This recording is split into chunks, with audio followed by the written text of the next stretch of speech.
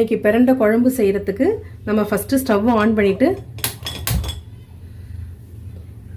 இந்த கடாய் வச்சு இது நல்லா சூடாகணும். இது மாதிரி இதை கட் பண்ணிவிட்டு இந்த 4 பக்கம் இருக்குல்ல, இதை வந்து இந்த கத்தியால் வச்சு இதை கீறிடணும். நீங்கள் சப்போஸ் நீங்கள் இதை எடுக்கிற மாதிரி இருந்தால் கையில் கொஞ்சோண்டு நல்லெண்ணெய் தடவிக்கிங்க, அப்போ அந்த அரிப்பு இருக்காது. சரிங்களா? இது மாதிரி 4 பக்கமும் இப்படி எடுத்துடணும். அந்த நாரை வந்து எடுத்துடணும்.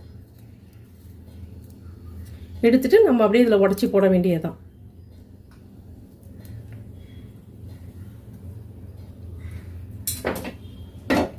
இப்போது இது மாதிரி போட்டு இதில் வாஷ் பண்ணுறதுக்காக இதெல்லாம் நறுக்கி போட்டிருக்கேன். அதுக்கு ஃபஸ்ட்டு 1 ஸ்பூன் எண்ணெய் விட்டாச்சு, நல்லெண்ணெய் விட்டாச்சு.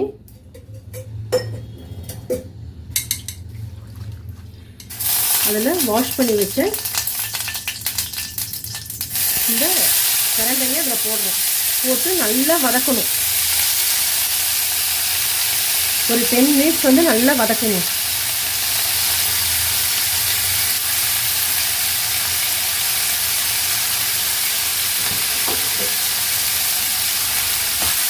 நல்லா வதக்கி விடுங்க. இது வந்து நல்ல கலர் சேஞ்ச் ஆகணும், அப்போ தான் நல்லா வதங்கிருக்குன்னு அர்த்தம்.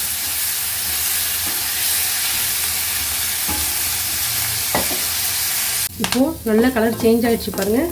இந்த ஸ்டேஜில் நம்ம எடுத்துடலாம். இப்போ இது ஒரு பிளேட்டுக்கு நம்ம ட்ரான்ஸ்ஃபர் பண்ணிடலாம். இதுமாரி கலர் சேஞ்ச் ஆகிற வரைக்கும் கொஞ்சம் லேட் தான் ஆகும், ஆனால் நல்லா கலர் சேஞ்ச் ஆகிற வரைக்கும் நம்ம நல்லா வதக்கி எடுக்கணும்.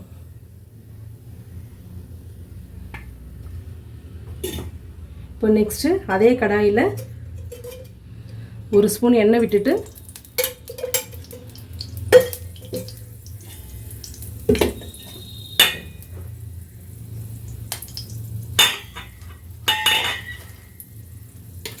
அதில் கொஞ்சமாக சோம்பு, ஒரு 1/2 ஸ்பூன் சோம்பு,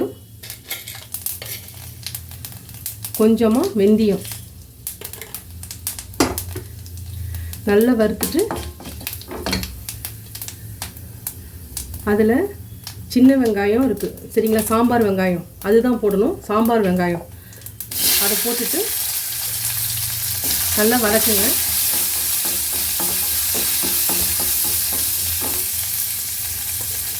நெக்ஸ்ட்டு பூண்டு, ஒரு 20 பல்லு உரிச்ச பூண்டு,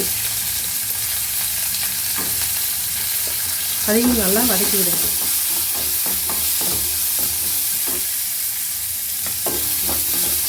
ஏன்னா இதெல்லாம் வச்சு நம்ம இப்போ அரைக்க போகிறோம். நெக்ஸ்ட்டு தக்காளி, ஒரு பெரிய தக்காளி எடுத்துக்கிட்டேன். இப்போ இதை எல்லாத்தையுமே நல்லா வதக்குங்க.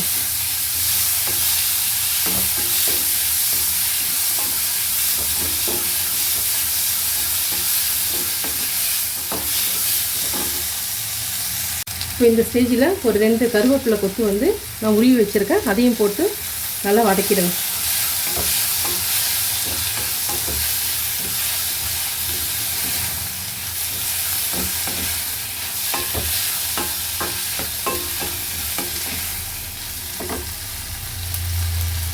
இப்போது நல்லா வதங்கிடுச்சு பாருங்கள். இந்த ஸ்டேஜில் நம்ம இந்த பிரண்டை வதக்கி வச்சுருக்கோம்ல, அதிலே நம்ம எடுத்துக்கலாம். இப்போ எல்லாத்தையும் சேர்த்து சூடு ஆறினவுடனே மிக்ஸி ஜாரில் போட்டு அரைக்க போகிறோம். இப்போது இந்த கலந்து வதக்கி வச்சுருக்கோம்ல, அதோடு சேர்த்து தேங்காய் இருக்குது பாருங்கள். ஒரு 2 சில்லு தேங்காய் வந்து நான் தோல்லாம் எடுத்துகிட்டு அந்த ஓடுலாம் எடுத்து வச்சுருக்கிறேன். இதையும் அதோட சேர்த்துடலாம். இப்போ எல்லாத்தையுமே நம்ம சூடு ஆறினோன்னு மிக்ஸி ஜாரில் போட்டு அரைச்சிடலாம். இப்போ நெக்ஸ்ட்டு குழம்பு தாளிக்கிறதுக்கு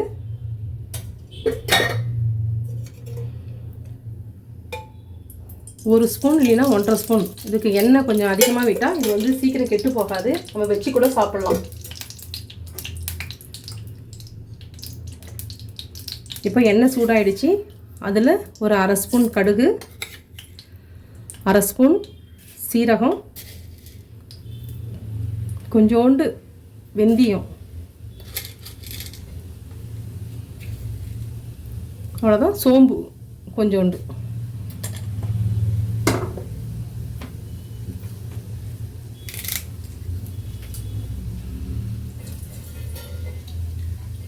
நெக்ஸ்ட்டு கருவேப்பிலை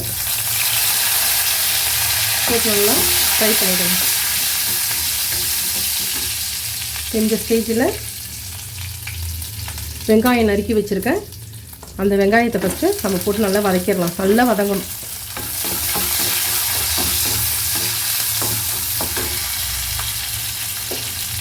இந்த வெங்காயம் வதங்குற ஸ்டேஜில் நம்ம கொஞ்சோண்டு கல் உப்பு சேர்த்துக்கிறோம்.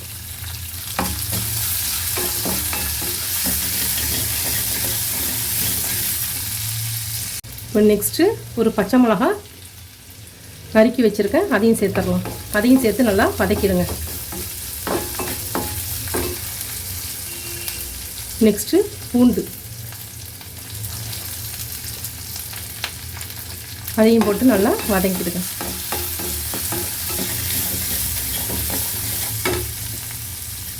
நெக்ஸ்ட்டு அந்த நறுக்கி வச்சு அரைக்கிறதுக்காக வச்சுருக்கோம்ல, அதில் மீதி இருக்கிற தக்காளியை அதில் அப்படியே சேர்த்துக்கலாம். இதெல்லாம் குழம்பு தாளிக்கிறதுக்கு தான். நல்லா வதங்கட்டும். இப்போது நம்ம மஞ்சத்தூள், குழம்பு மிளகாத்தூள் போட்டிருக்கோம். Next காரப்பொடி 1 spoon. நெக்ஸ்ட்டு தனியா பொடி 1 ஸ்பூன்.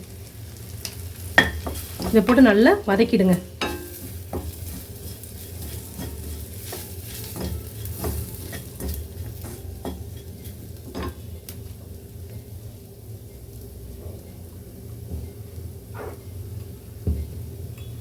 இப்போது நல்லா வதங்கிடுச்சு. இந்த நேரத்தில் ஒரு நெல்லிக்காய், பெரிய நெல்லிக்காய் இருக்குல்ல, அந்த சைஸில் வந்து நான் புளி ஊற வச்சுருக்கேன். இதை நம்ம நல்லா கரைச்சி ஃபில்டர் பண்ணிக்கலாம். இப்போ மிளகாத்தூளோட வெங்காயம், தக்காளி எல்லாமே வந்து நல்லா வதங்கிடுச்சு. இந்த ஸ்டேஜில் நம்ம இந்த புளி கரைச்சி வச்சுருக்கோம்ல, அதை விடுறோம்.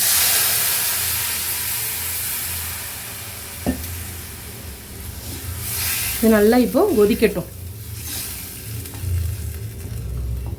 நல்லா அந்த பச்சை வாசனை போகிற வரைக்கும் நல்லா கொதிக்கணும். இப்போ நம்ம மூடி வச்சிடலாம். இப்போது நல்லா கொதிக்குது பாருங்கள். இந்த ஸ்டேஜில் நம்ம மூடி வச்சிடலாம். ஒரு 10 மினிட்ஸ் நல்லா கொதிக்கட்டும். இப்போது குழம்பு நல்லா கொதிச்சிட்ருக்கு. இப்போ நம்ம அரைச்சிட்டு வந்துட்டோம், சரிங்களா? இதை அப்படியே நம்ம அதில் சேர்த்துடலாம். குழம்போட சேர்க்கணும்.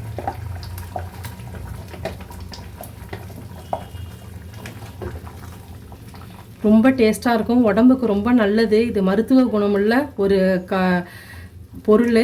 அதனால் நீங்கள் வீட்டில் அடிக்கடி செஞ்சு இது மாதிரி குழம்பாகவும் செய்யலாம், துவையலாக செய்யலாம். நமக்கு உடம்புக்கு உள்ளே போகணும், அவ்வளோதான்.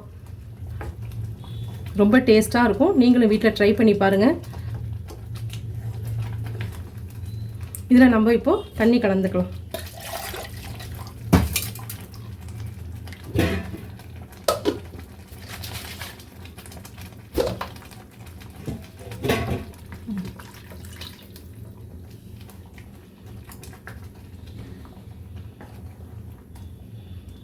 இது நல்லா ஒரு 5 மினிட்ஸ் நல்லா கொதிக்கட்டும். இந்த ஸ்டேஜில் உப்புலாம் கரெக்டாக இருக்கான்னு பார்த்துங்க.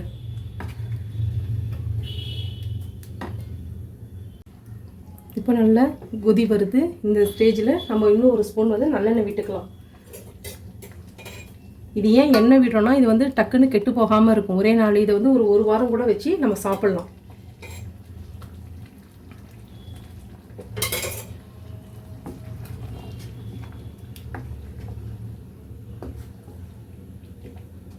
நல்ல ஒரு ஆரோக்கியமான ஒரு பொருள் தான் இந்த பிரண்டை. இது நல்லா கொதிக்கட்டும். இந்த ஸ்டேஜில் ஒரு 3/4 ஸ்பூன் நாட்டு சக்கரை சேர்த்துக்கிறேன். நல்ல புளிப்பு, காரம், இனிப்பு எல்லாம் சேர்ந்தது தான் இந்த குழம்பு. இது நீங்கள் தோசைக்கு, இட்லிக்கு, சாதத்துக்கு எல்லாத்துக்குமே சைட் டிஷ்ஷாக இதை போட்டுக்கலாம். இப்போது நம்ம மூடி எடுத்துட்டு இங்கே பாருங்கள், எண்ணெய் நல்லா பிரிஞ்சு வருது.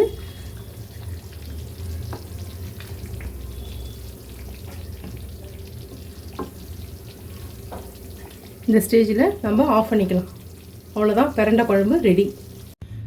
இப்போ சுட சுட நல்ல ஆரோக்கியமான ஒரு மருத்துவ குணமுள்ள பிரண்டை குழம்பு வந்து ரெடி ஆயிடுச்சு. இதை எப்படி நம்ம சாப்பிட்லான்னு பார்க்கலாம். நல்லா சுட சுட சாதம் போட்டு அதில் இந்த பிரண்டை குழம்பை விடுறோம். அதில் உங்களுக்கு நெய் பிடிச்சா நெய் போட்டுக்குங்க, இல்லைன்னா நல்லெண்ணெய் பிடிச்சா நல்லெண்ணெய் போட்டுட்டு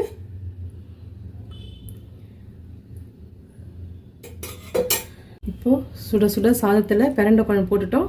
அதில் பச்சை வெங்காயம் இருக்குல்ல, சின்ன வெங்காயம், அதை வச்சுட்டு சும்மா சின்னதாக வச்சுட்டு நல்லா உருண்டை பிடிச்சி சாப்பிட்டிங்கன்னா சுடுது,